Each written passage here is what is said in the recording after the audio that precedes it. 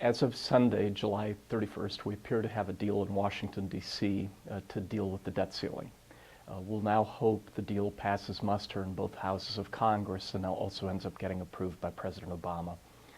As we work toward that resolution, we have to keep in mind two things. First, we've piled on some spending obligations that over the last two administrations we haven't come up with means to pay for that spending. Whether it was in the Bush administration deciding to engage in conflicts in Afghanistan or Iraq, or pharmaceutical pricing provisions, or stimulus Medicare packages under President Obama, I think it's fundamental when we take on existing obligations that we achieve buy-in from our citizenry that there are going to be certain means set aside to pay for those obligations, and we're dealing with the consequences now. The second important thing in mind when we worry about how do we create jobs, to what extent it should be through government spending versus the private sector, I think the answer there is clear-cut.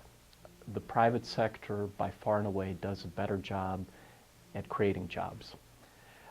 Case in point was recently driven home in June when we visited Switzerland again for the 16th annual Executive MBA program graduation. We have a partnership there with Universität Bern.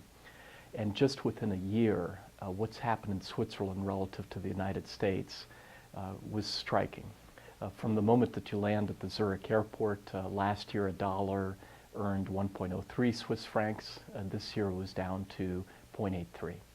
So our looser money policies to try to foster the stimulus are felt very apparently as soon as you touch ground in Switzerland.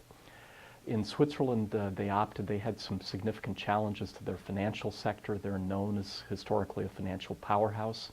UBS and Credit Suisse, their two big giant financial firms, took significant hits, and yet there the government didn't opt to adopt a general stimulus package. And you can see the results nowadays. 2.9% unemployment rate in Switzerland. The government's running a surplus. It has been averaging a slight surplus over the last 4 to 5 years. It's been averaging a trade surplus. The most common complaint of employers is they can't find enough good people to fill the jobs that they have. And unlike the United States, where we seem to be shifting toward a mode of protecting existing jobs, there a little more openness toward creating the fundamental jobs, whether it's through a lower corporate tax rate or finding ways to woo. Archer Daniels Midland, for example, is a recent company that relocated to its European headquarters to Switzerland. By contrast, here we have cases like the NLRB that is putting up quite a fight about Boeing opening up a major plant in South Carolina, hoping to instead preserve the existing production facilities in the state of Washington. It seems paradoxical that by acting to protect jobs, we actually do less to promote the long-run vibrancy of an economy and its ability to create jobs. But that's what the Swiss versus the US example show.